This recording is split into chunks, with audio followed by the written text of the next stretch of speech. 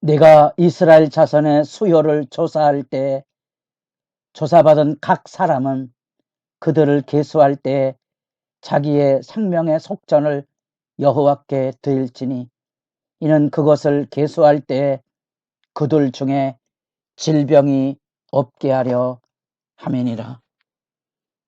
거룩한 새벽의 기도자 여러분, 주님을 만나는 하늘 영광의 복됨으로 날마다 이 새벽이 주 안에서 부유하고 든든하기를 소망합니다.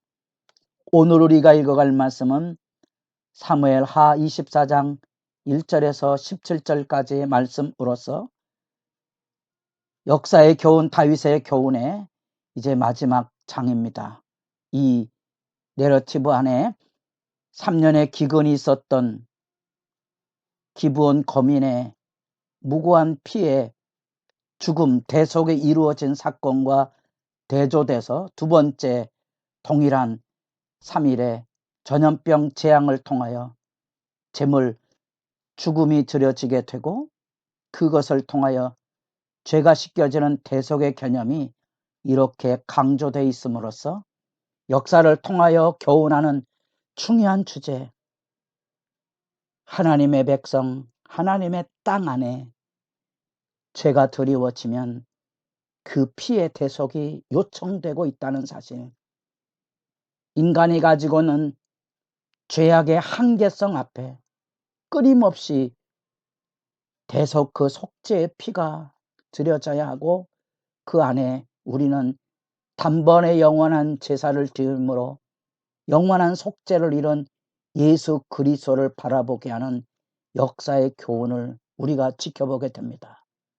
그것은 오늘날 그리스도 안에서 완전한 속죄와 죄의 자유함을 입었던 우리들에게도 역사라는 우리의 현실 앞에 끊임없는 죄와 하나님의 진노와 그 안에 형벌과 같은 징계를 겪어감으로 이루어가야 하는 천국 여정의 십자가의 길을 선연하게 보여주고 있는 사건으로서 이 서사 내러티브를 우리가 만나보게 됩니다. 24장이 여호와께서 다시 이스라엘을 향하여 진노하사 또 다른 진노가 있다는 겁니다. 역사 속에서 만나는 이 또 인간이 가지고 있는 죄악의 본성과 그 타락의 현실 세계가 끊임없는 하나님의 진노를 초래함으로써 일어나는 진노의 징벌, 형벌을 우리가 만나보게 되고 그 징벌과 형벌의 출발이 여호와께서 다시 이스라엘을 향하여 진노하사 그 진노의 출발은 이스라엘 향한 진노입니다.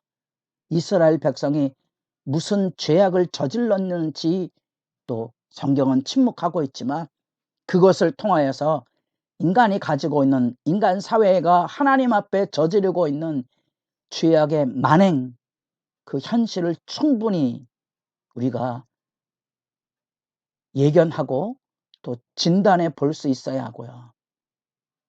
그런 점에서 이 새벽의 기도가 우리에게 소중한 것은 이 죄에 대한 민감성이며 하나님의 징벌을 받아들일 그리스도 안에서의 십자가의 대속을 우리 몸으로 체견해가는, 체험해가는 골로새서 1장 24절 그리스도의 남은 고난을 내 육체에 채우며 싸워가는 그 거룩한 믿음의 도전을 새삼 생각해 보게 된다는 겁니다. 이 백성의 죄악이 왕에게 이르지요. 왕이 드디어 다윗이 마음에 격동이 돼서 이 지금 사람 7만 명이 죽어나가는 전염병이 돌고 있는 모습을 보게 됩니다. 이런 역사를 통하여 우리는 세계를 이해하고 세계를 바라보며 사는 겁니다. 우리도 3년이 넘는 세월 동안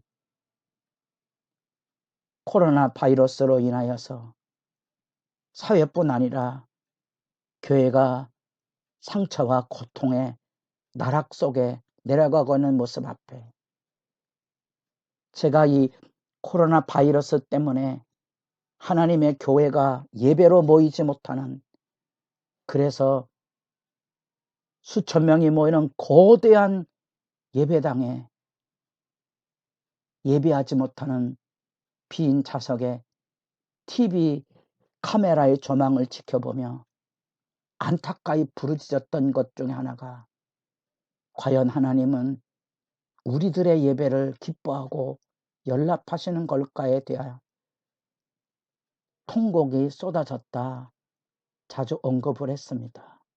그렇습니다. 누가 책임 있느냐가 중요한 게 아닙니다.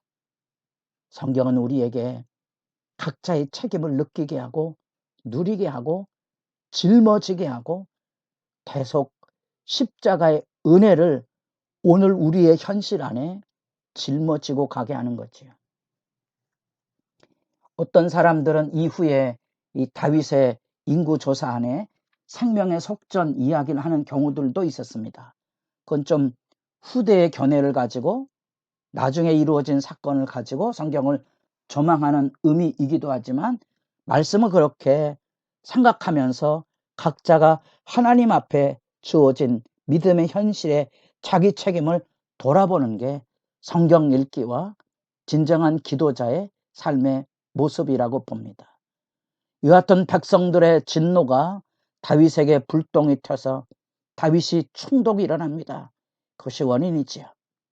그것이 원인이라면 바라를 만든 것은 이 다윗의 죄의 고집입니다. 인구조사를 강행하게 하는 거죠. 이런 것들이 왜 이런 성경의 이야기들이 명확하게 드러나지 않는가 하니, 그 억구 안에 하나님의 주권과 인간의 책임과 자유, 이 부분을 함유하고 있기 때문에 그렇습니다. 논리적으로는 이게 맞지 않는 얘기입니다. 여러분들이 출애굽기 읽을 때 하나님께서 바로의 마음을 강팍하게 하사, 그러면 바로의 죄의 책임은 누구에게 있습니까? 하나님에게 있습니까? 바로에게 있습니까? 성경이 말하고자 하는 메시지 핵심이 그겁니다. 이유가 없는 결과가 없는 거지요. 이유가 있기 때문에, 원인이 있기 때문에 결과가 있지 않겠습니까? 그러나 이 세상은 원인 결과로 이해하고 받아들이기 어려운 다양한 장면들이 있습니다.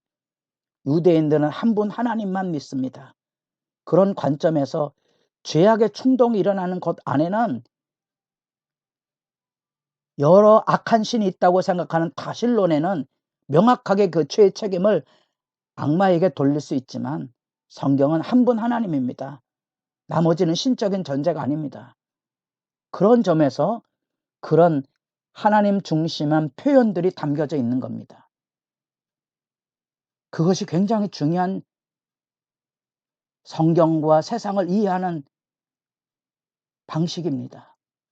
이게 말씀이 잘 어려우시면 충분히 묵상한 시간이 가지시고 책임론을 잘 생각해 보십시오. 하나님이 다윗을 충동시켰는가? 역대기 기자가 보는 것처럼 마귀가, 사탄이 다윗을 충동했는가?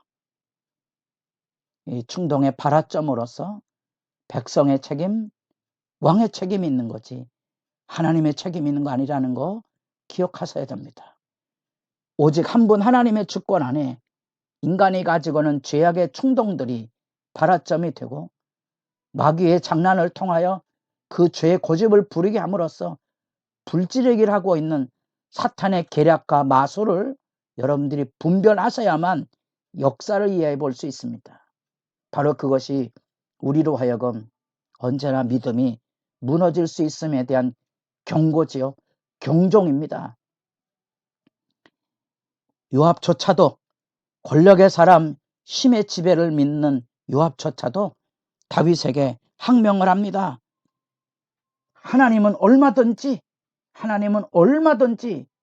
왕의 하나님 여호와께서 100배나 더하게 하사, 단순히 100배라는 개념보다는 2배를 100번으로 할 수도 있는 그런 실제적인 의미를 가지고 있습니다. 여하튼 하나님의 축복의 역사는 얼마든지 전쟁에 승리할 수 있도록 군사들을 세워가시는데 굳이 인구조사를 해야 되겠습니까? 이 다윗의 악한 고집으로 인하여 징벌을 초래하고 그 징벌 앞에 자기가 잘못되었다는 사실을 절규하듯이 만나보게 됩니다. 10절 다윗이 백성을 조사한 후에 그의 마음에 자책하고 다윗이 여호와께 아뢰되 내가 이 일을 행함으로 큰 죄를 범하였나이다. 여호와여 이제 간구하옵나니 종의 죄를 사하여 주옵소서. 내가 심히 미련하게 행하였나이다. 다윗 신앙의 중요한 점은 회개하고 변화를 나아가는 겁니다. 그것이 성경이 말하고 있는 바른 신앙의 모습입니다. 하나님이 기뻐하시는 바른 신앙의 모습은 뭔가 회개하고 낮아져서 하나님 앞에 마음과 생각과 삶을 매일 새롭게 바꾸어 갈 수 있느냐 하는 겁니다. 끊임없이 여호와의 진노의 발화가 이루어질 때 무서운 악의 지배한 파괴 세력을 보십시오. 그래서 마귀의 전략으로 무너져가는 다윗 왕권의 모습 앞에 뭘 배우셔야 되는가? 역사의 교훈으로서 통곡을 배우시는 겁니다.